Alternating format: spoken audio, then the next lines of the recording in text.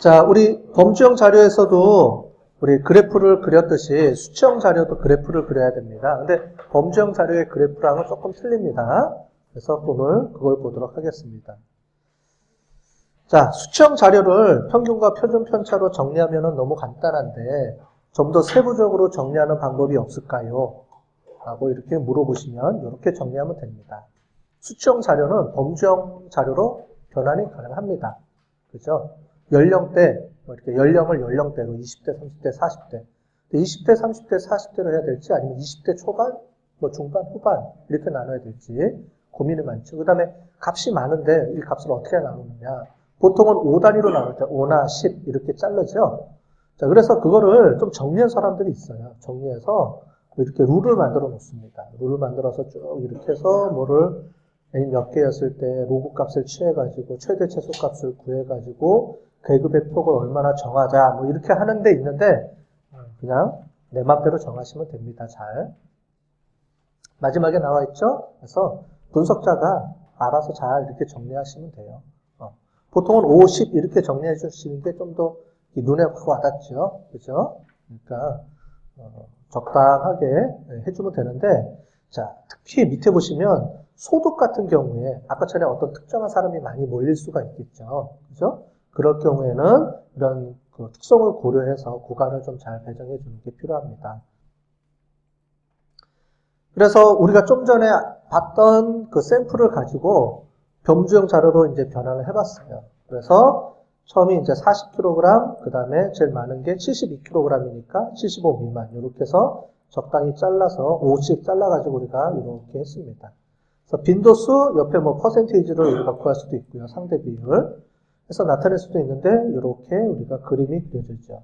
이거를 뭐라 그러느냐? 막대 그래프가 아닙니다. 막대 모양이잖아요. 막대 모양이죠? 근데 막대 그래프가 아닙니다. 얘를 뭐라고 부르냐면은 히스토그램이라고 부릅니다. 이해되셨어요? 왜냐면 잘 보시면 뭐가 틀린 것 같아요. 그림이 뭐가 좀 틀렸어요. 막대 그래프하고 얘가 뭐가 틀립니다. 자, 그림을 그려줘. 막대 그래프는 우리가 A 학점, B 학점 했었죠? A, B 학점, C 학점 이렇게 나올 때는 이렇게 돼 있습니다. A 학점 몇 점, 몇 명, B 학점 몇 명 이렇게 그려졌어요. 얘는 뭐예요? 전체 학생 수죠. 그리고 여기는 떨어져 있습니다. 이걸 막대 그래프라고 부릅니다. 자, 그런데 걔는 범주형 자료죠. 범주형 자료는 A하고 B 사이에 구간이 있어요, 없어요? 전혀 상관이 없죠. 얘는 쭉 이어져 있는 거예요, 우리가. 40에서 45세, 45세에서 50세에서 쭉 연달아 이어져 있습니다. 값이. 그래서 얘를 무슨 값이라고 그래요? 무슨 변수? 수치형 변수라고 하죠.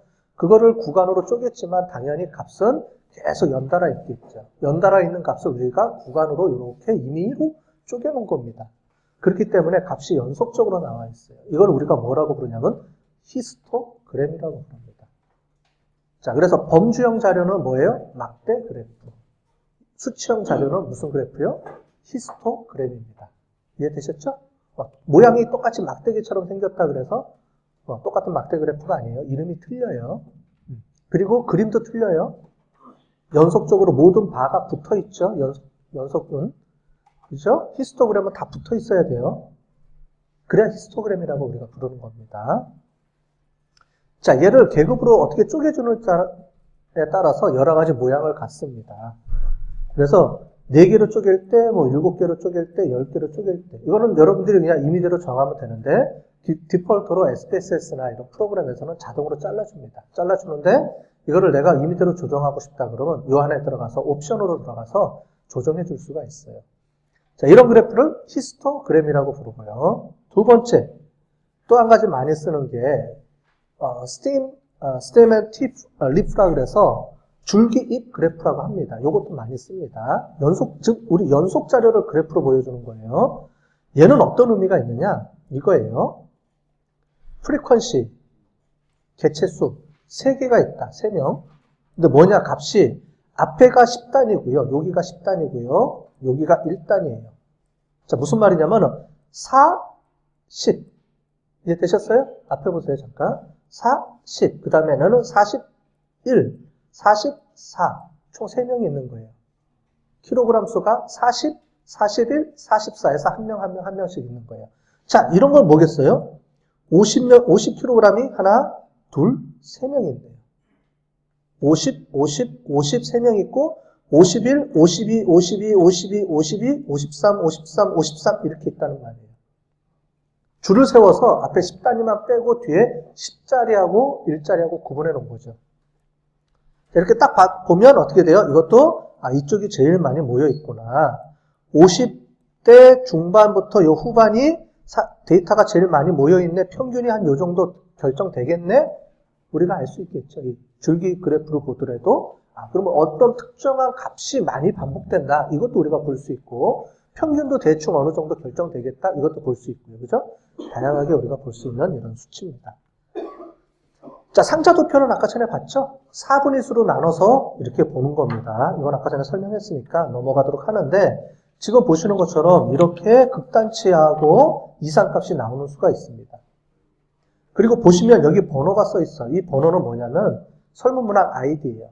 61번째, 62번째 데이터에 문제가 있습니다. 이렇게 뿌려주는 거예요. 그럼 저건 어떻게 해주면 돼요? 나중에 제거. 없애줘 버려야죠. 그거는 이제 판단해야 돼요. 판단하는데 아웃라이어가 나고 이제 볼 확률이 높은 거죠. 특정하게, 이상하게. 보시면 지금 몸무게인데 100kg 넘는 사람이 90kg 넘는 사람이 있네요. 그죠? 있기는. 있는데, 요런 건 일반적으로 우리가 보는 요 분포를, 범위를 많이 벗어났기 때문에 이상하다고 보는 거죠. 자, 두 번째. 다별량이 있겠죠. 수치형 자료도 여러 개가 있을 수가 있겠잖아요. 아니면 범주형 자료랑 같이 들어올 수가 있습니다. 자, 이런 게 많이 쓰이죠. 먼저 범주형 자료 플러스 수치형 자료로 쓰일 때가 많이 있습니다. 자, 그래서 여기 보시는 것처럼 이런 데이터 있습니다. 남자면서 40kg에서 이렇게 쭉 남자 성별에 따라서 이렇게 분석이 되어 있는 원데이터가 있어요. 이 데이터를 우리가 표로 정리하면은, 그러니까 숫자로 정리하면 이렇게 정리가 되죠. 제일 앞에 전체 데이터 개수가 나오고요. 그 다음에 평균, 표준 표차, 최소값, 최대값, 뒤에 더 나오면은 외도, 첨도 뭐 이런 것까지 덧붙일 수가 있겠죠. 근데 보통은 데이터 개수, 평균, 표준 편차, 최소, 최대값 요 두 개를 우리가 범위라고 불렀죠. 이 차이가 요 정도까지 우리가 보여줍니다. 일반적으로 그룹으로 쪼개서 보여줄 때는. 자, 그래서 수치형 자료 하나일 때는 평균, 표준 편차 써주고 이렇게 범주형 변수랑 같이 있을 때는 범주형으로 쪼개서 평균, 표준 편차를 구해주고요. 또 다른 예로는 이런 경우도 있죠. 이거는 이제 그룹별로 수치 자료를 나타내 준 거니까 이렇게 그룹별로 쪼개면 이렇게 나온다. 볼 수 있고 또 한 가지는 여기 있습니다. 이거. 자, 이거는 뭐냐면 모든 데이터를 모든 연속 수치형 변수들을 쭉 모아가지고 이게 전체 평균이에요. 이거는 우리 만족도 조사한 겁니다. 여러분들 만족도 조사한 거 제가 직접 보여드리는 거예요. 그래서 보시는 것처럼 쭉 돼 있으면 이 평균을 중심으로 해서 전년 대비 증감률도 이렇게 표시해주고 그 다음에 각 비율에 따라서 증감률, 중요도. 자, 무슨 얘기냐면 여러분들이 나중에 우리가 통계 분석 방법을 배울 텐데 t-테스트, 아노바, 회귀 분석에서 막 그런 분석 방법들을 배울 거예요. 그런데 그런 분석 방법이 안 쓰더라도 이렇게 기술 통계학만으로도 정리가 가능합니다. 대부분의 경우는. 이렇게 해서 여기서 우리가 어떤 의미를 받아볼 수가 있죠. 그렇죠? 여기 딱 보면 이게 파란색이니까 다 증가하고 있네. 만족도가 많이 올라갔죠, 우리 학교가. 그죠? 만족도도 많이 올라가고 그 다음에 전체적으로 많이 상승하고 이런 걸 한눈에 볼 수 있잖아요. 그죠? 이거는 전부 다 평균 값을 그래프로 표시해 줄 겁니다. 평균을 그래프로 전년 대비 비교 분석해가면서. 자, 이런 거를 이제 여러분들이 나중에 회사 들어가면 이런 그래프나 이런 거를 정리하면서 많이 그려야 될 거예요. 그래서 제가 몇 개 샘플을 보여드리는 겁니다. 이런 그래프도 있고 또는 이렇게. 이거는 뭐예요? 솔팅한 거예요. 솔팅해서 제일 높은 것부터 낮은 순위로 이렇게 쭉 솔팅할 수도 있고. 그죠? 이렇게 가로로 위에처럼 이렇게 해서 정리할 수도 있고 이렇게 해서 세로로 정리해서 내려갈 수도 있고 또는 지금 이거 보는 것처럼 그물형 있죠? 오각형처럼 그물형으로 이렇게 해서 상대 비교해서 볼 수도 있고 다양하게. 자, 이런 그래프들을 보여주는 이유는 뭐냐면 여러분들이 나중에 회사 가면 밖에 나가서 회사 가면 기본적으로 기술 통계학을 이용해서 이렇게 다 요약 정리하는 게 가장 필수입니다. 제일 먼저 맞는 게 이런 거예요. 데이터 주고 야 정리 요약해갖고 와 이러고 해요. 그러면은 그냥 표하고 딸랑 막대 그래프 그리는 게 아니고 이렇게 다양하게 우리가 이용해서 비교 분석할 수 있도록 줘야 되는 거죠. 그래프의 목적은 인사이트를 주는 거예요. 사람들한테 딱 보고 어떤 지식이나 지식을 딱 전달해 줄 수 있도록 그런 인사이트를 줄 수 있도록 그래프를 그려줘야 되거든요. 이런 다양한 그래프들이 있다. 이렇게 보시면 되겠습니다. 그 다음에 시계열 자료 같은 경우도 당연히 이렇게 있겠죠. 그 다음에 상관관계가 있습니다. 연속 자료가 2개 이상 있을 경우에는 그 자료들을 특성을 가지고 서로 간의 연관성을 볼 수 있어요. 나중에 이거는 우리가 상관 분석, 회귀 분석 가서 따로 할 겁니다. 그런데 어쨌든 잠깐 보여드리면 이런 얘기예요. 어떤 값이 2개가 있으면 그 값과 값 사이에 어떤 관계가 어떻게 형성되는지를 눈으로 볼 수 있습니다. 그 그래프를 우리가 산점도라고 해요. 스캐터 플롯이라고 하는데 우리가 연속 자료들 간의 관계를 볼 때 스캐터 플롯을 가장 많이 봅니다. 그래서 이 스캐터 플롯은 뭐냐면 이렇게 되는 거죠. 자, 몸무게하고 키하고의 관계다. 그럼 어떤 사람의 몸무게가 얼마 되고 키는 얼마이고 이렇게 우리가 점을 찍을 수가 있죠. 수학 시간에 많이 봤죠. 이렇게 함수라고 하죠. 우리가 표현을 할 때. 자, 이걸 통해서 계속 이렇게 나타내 주면은 이렇게 나옵니다. 이게 찍은 거예요. 요 왼쪽에 있는 표를 오른쪽으로 평면에다 찍은 겁니다. X축, Y축을 해가지고요. 자, 그러면 이 관계를 보고 몸무게가 많아지면 키도 커지나요? 알 수가 있을까요, 이걸로? 자, 어떻게 돼요? 이거를 제가 어떤 일종의 하나의 동그라미라고 표현을 해봤어요. 그랬더니 이렇게 어떻게 돼요? 우측으로 올라가는 걸 볼 수 있죠. 전체적으로 데이터가 우측으로 올라가는 이런 데이터의 형태를 볼 수가 있어요. 그죠? 이렇게 그룹으로 묶어봤더니 자, 그럼 이걸 딱 보고 어떻게 돼요? 아, 몸무게가 증가하면서 키도 같이 증가하네. 몸무게가 많은 사람일수록 키도 크네. 키가 커지면 또 몸무게도 많이 늘어나네. 보편적으로 얘기하는 겁니다. 이 안에 보면은 어떤 사람은 작을 수도 있고 큰 것도 있고 각 점마다 다 차이가 있죠. 이렇게 여러 개가 있지만 보편적으로 쭉 봤을 때 이런 어떤 경향을 보이죠. 경향을.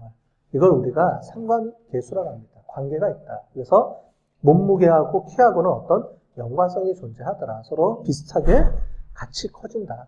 커지면 같이 커지고 작아지면 같이 작아진다. 이런 우리가 어떤 인사이트를 얻을 수가 있겠죠. 그걸 이렇게 그래프로 그려주면 나중에 이런 관계성이 나옵니다. 그래서 관계가 높다, 낮다, 관계가 전혀 없다 이렇게 우리가 부를 거예요. 그래서 이렇게 자 보시면은 동그라미가 밀접하게 모이느냐 좀 퍼져 있느냐 이런 값을 가지고 이렇게 나옵니다. 얘는 뭐예요? 전혀 상관이 없는 거죠. X가 X값에 따라서 Y값이 천차만별이죠. 자, X 기준으로 해서 값이 들어갑니다. 천차만별이에요. 이렇게 퍼져 있죠, 골고루. 그러니까 이런 모양이거나 그러면 X가 증가하면서 Y도 증가하는 게 계속 눈에 보이죠? 이렇게 가거나 하는데 얘는 그냥 골고루 퍼져 있어서 전혀 관계를 없는 것처럼 보이죠? 데이터들이. 이거를 관계가 없다. 이렇게 부릅니다. 이건 나중에 우리가 상관관계 하면서 다시 배워보도록 하겠습니다.